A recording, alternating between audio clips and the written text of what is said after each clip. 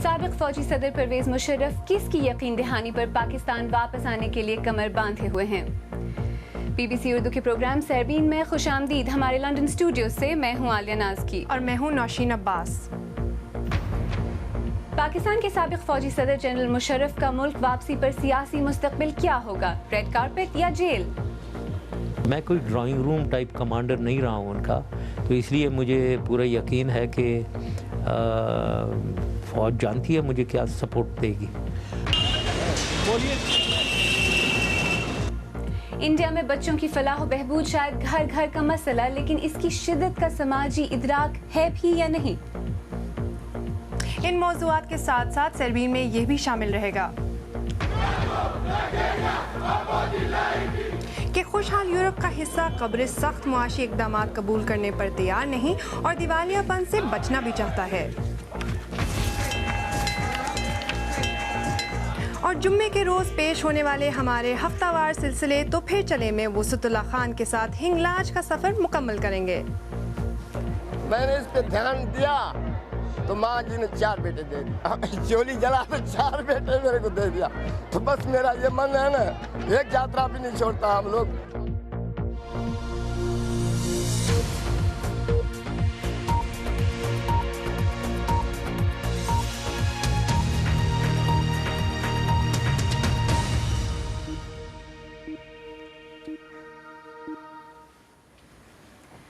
BBC Urdu के programme Sairbeen में खुशामदीद। मैं हूं आलिया नाज़की।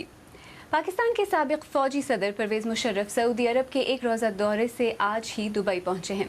उन्होंने खुद साख्ता जिलावतनी ख़त्म करके इतवार को पाकिस्तान आने का ऐलान किया है।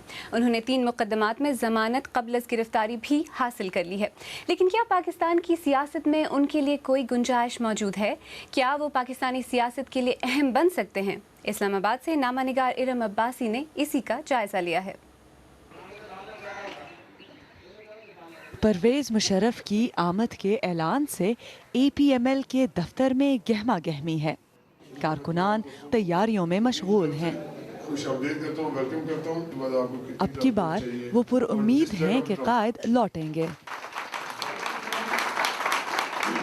पाकिस्तान गुज़िश्ता 4 बरसों से खुद साख्ता जलावतनी काटने वाले फौजी सदर की नज़रें आइंदा इंतखाबात पर खासे अरसे से लगी हैं और इंतखाबात में हिस्सा लेने के लिए वो गाहे बगाहे अवाम की हिमायत का मुतालबा भी कर चुके हैं। अवाम, आप लोग की कुव्वत, अल्लाह ताला के जात के बाद सबसे बड़ी कुव्वत आप हो। लेकिन क्या लोग उनके मुंतज़िर हैं? टाइम मिले वो कुछ ना करे और फिर बाद में वो बुलंद बांग दावे करें, हम इस पे कोई यकीन नहीं रखते। उन्होंने अपनी हैसियत खो दी है। पहले से 3 साल और 4 साल वो बहुत अच्छे रहे और इस मुल्क के कौम के लिए बहुत पॉजिटिव रहे हैं। लेकिन उन्हें मुताद्दिद कानूनी चैलेंजेस का सामना है। पाकिस्तान में साबिक फौजी सदर परवेज मुशर्रफ के असासे मुंजमद हैं।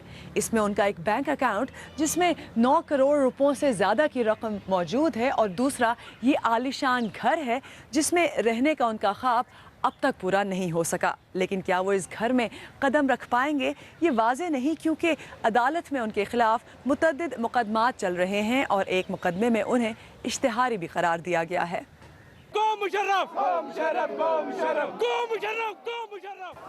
जजों की बरतरफी, बेनज़ीर भुट्टो और बलोच रहनुमा नवाब अकबर बुगटी की हलाकत के अलावा मिस्टर मुशर्रफ की हुकूमत का बिस्तरा गोल करने में अहम किरदार लाल मस्जिद ऑपरेशन ने भी अदा किया। एक तरफ अदालतें तो दूसरी तरफ सियासी मुखालफत। 1999 में परवेज मुशर्रफ ने मुस्लिम लीग नून की हुकूमत का तख्ता उल्टा और आइन मुअत्तल किया। पार्लिमान ने परवेज मुशर्रफ के खिलाफ गद्दारी का मुकदमा चलाने की करारदाद मंजूर कर रखी है। ताहम अब मुस्लिम लीग नून ने गैर मुतवक्का तौर पर लचक का मुजाहरा किया है। अगर कल को वो पाकिस्तान में मौजूद होते हैं और हमारी हुकूमत होती है तो हम उसको अपने पर्सनल जो क्राइम है उसमें प्रोसिक्यूट नहीं करेंगे। इस पस मंज़र में माहिरीन कहते हैं कि पाकिस्तानी सियासत में परवेज मुशर्रफ की कोई अहमियत नहीं है और सियासी मैदान उनके लिए तंग हो गया है। 24 मार्च को परवेज मुशर्रफ ने कराची आने का ऐलान कर रखा है। और उनकी वापसी के साथ ही ये वाज़े हो जाएगा कि आया निगरां हुकूमत उन्हें साबिक फ़ौजी सदर का प्रोटोकॉल देगी या एक इश्तिहारी मुल्ज़िम का। Iram Abbasi, BBC news, Islamabad. General Musharraf आज दुबई पहुंचे हैं, जहां से वो इतवार को पाकिस्तान जाएंगे। दुबई में नामनिगार हसन काज़मी ने जनरल मुशर्रफ से बात की और पहले तो ये पूछा कि वो 2 मरतबा पाकिस्तान जाने का ऐलान करके अपना इरादा मुलतवी कर चुके हैं। इस मरतबा ऐसा क्या तब्दील हुआ है कि वो जा रहे हैं? देखिए, माहौल के मुताबिक आदमी सोच बदलता है। उस वक्त माहौल कुछ और था। उस वक्त माहौल क्या था? कोई इलेक्शन तो आने नहीं वाले थे। तो मैंने इरादा इसलिए किया था कि सूरत हाल, मैंने सोचा कि जल्दी चला जाता हूँ, लेकिन जब देखा वहाँ फ़ौज की और अदलिया की और हुकूमत की डिफरेंसेस कुछ ज़मान में एकदम से कुछ प्रॉब्लम्स हुए थे, तो सब ने मुझे एडवाइस किया कि अभी माहौल सही नहीं है, इलेक्शन आने नहीं वाले थे, सर पे नहीं थे, कोई प्रॉब्लम नहीं था, तो चेंज कर दिया। लेकिन अब तो इलेक्शन सर पे है। ये पार्टी बनाई है, ये लोग हैं बैठे हुए, ये क्यों है? ये पार्टी क्यों बनाई है? इलेक्शन में हिस्सा लेने के लिए। तो अब जब इलेक्शन आ रहे हैं, अगर अब मैं ना जाऊं तो फिर मैं तो बड़ा कोई कंफ्यूज्ड आदमी हो गया। भाई पार्टी बना ली है तो किस चीज़ के लिए बनाई थी? ठीक है, तो नाउ और नेवर वाली बात है, तो ज़रूर जाएंगे। आपने जो अपनी वापसी का जो आपने फ़ैसला किया है, क्या इस सिलसिले में आपने सऊदी अरब या पाकिस्तान में फ़ौज, इन लोगों से किसी से रब्ता किया है? कोई गारंटीज आपने मांगी हैं किसी से? नहीं, मैं मांगता नहीं हूँ जी। मेरा ये मांगने के मैं आदी ही नहीं हूँ। मैं किसी से अपने लिए कभी मैंने आज तक पूछा नहीं है। जो मुझे जानते हैं वो ये जानते हैं। तो मैं, लेकिन मेरी एक स्टैंडिंग है, एक रुतबा है, जिसकी वजह से मैं समझता हूँ कि उन्हें पता होना चाहिए मुझे क्या चाहिए। ऐसी फ़ौज को मैंने कोई 40-45 साल में फ़ौज में रहा हूँ। मैं मेरे ख्याल में वाहिद आदमी हूँ जो जंगें मैंने लड़ी हुई हैं, दोनों जान को ख़तरे में डाला हुआ है, एक्शंस मैंने देखे हुए हैं। तो मैं कोई ड्राइंग रूम टाइप कमांडर नहीं रहा हूँ उनका। तो इसलिए मुझे पूरा यकीन है कि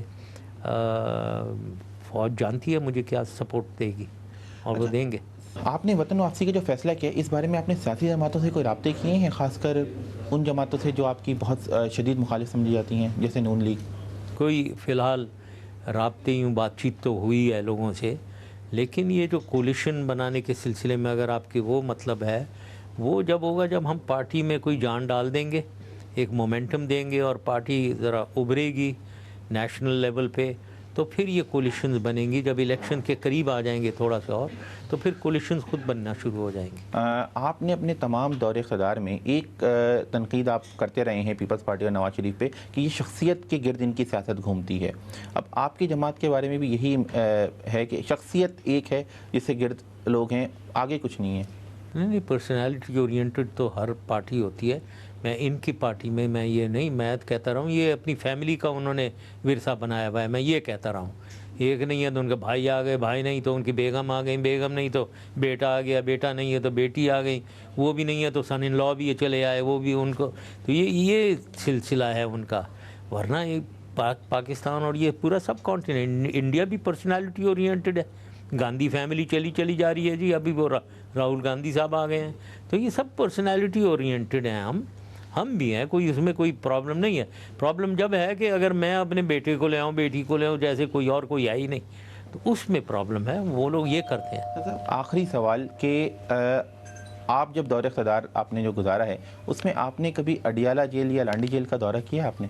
नहीं, इस दफ़ा देख लेंगे। तो इम्कान तो है ना साहब कि आपको गिरफ्तार किया जा सकता है। एक मुकदमे में तो आपका बेल हुई है, लेकिन एक इम्कान तो है ना कि आपको गिरफ्तार किया जा सकता है। क्या उधर अंदर जाकर देखते हैं क्या सूरत हाल है। अगली दफ़ा ज़्यादा खबर होगी कि वहाँ अंदर बेचारे कोई अगर सफ़र करते हैं उनके बारे में कम से कम इंफॉर्मेशन और नॉलेज हो जाएगी। ये थे पाकिस्तान के साबिक फ़ौजी सदर जनरल मुशर्रफ, जिनसे कुछ देर पहले नामनिगार हसन काज़मी ने बात की। और सरबीन में कुछ देर बाद हम जनरल मुशर्रफ की पाकिस्तान वापसी के मुख्तलिफ पहलुओं का तज्ज़िया भी करेंगे, जिसके लिए इस्लामाबाद से नामनिगार आसिफ फारूकी हमारा साथ देंगे। लेकिन पहले देखते हैं कि हमारे नाजरीन जनरल मुशर्रफ की वापसी पर क्या कहते हैं। नौशीन जी आलिया, अब्दुल्ला मिर्ज़ा कहते हैं ये बात तो तय है कि सियासत में कमांडो का अहम रोल नहीं होगा। इसको लाने का एक मकसद कराची में MQM के मुतबादिल एक कुव्वत खड़ी करना है। आयशा जमील कहती हैं, किसी को अच्छा लगे या बुरा, मगर ये हकीकत है कि जनरल साहब में लोगों को कायल करने की सलाहियत है और अगर वो वापस आ गए तो ये पाकिस्तान की तारीख का नया और दिलचस्प मोड़ होगा, क्योंकि किसी फ़ौजी सरबराह मुमलिकत का दोबारा सियासत में आना अहम वाक़या है। और शेर अली कराची से कहते हैं, मुशर्रफ के दौर में पाकिस्तान ने कुछ ना कुछ तरक्की की और इस बिना पर लोग चाहते हैं कि वो आएँ, लेकिन मुशर्रफ की बाकी पॉलिसियों की वजह से आज पाकिस्तान को ये दिन देखना पड़ रहा है। इस मौजू पर मज़ीद तफसील आप हमारी वेबसाइट पर पढ़ भी सकते हैं। पता है bbcurdu.com। यहाँ ताज़ा तरीन ख़बरों के अलावा तस्वीरों में देखिए बांग्लादेश भारत सरहद पर महसूर इलाके। वेबसाइट पर आपकी राय का सफ़ा भी हाजिर है, जहाँ आप मुख्तलिफ मौज़ूआत पर अपने ख़यालात का इजहार भी कर सकते हैं। आप BBC उर्दू का प्रोग्राम सैरबीन देख रहे हैं। कुछ देर बाद देखिएगा कब्रिस के लोग हुकूमत के किन सख्त मुआशी इक़दामात के खिलाफ सफारा हैं। ये मंजर पाकिस्तान के दुर्र खैबर की बाड़ा मार्केट के नहीं बल्कि फिलिपाइन में छोटे हथियारों के कारखाने के हैं। देखिएगा एक वक्फे के बाद।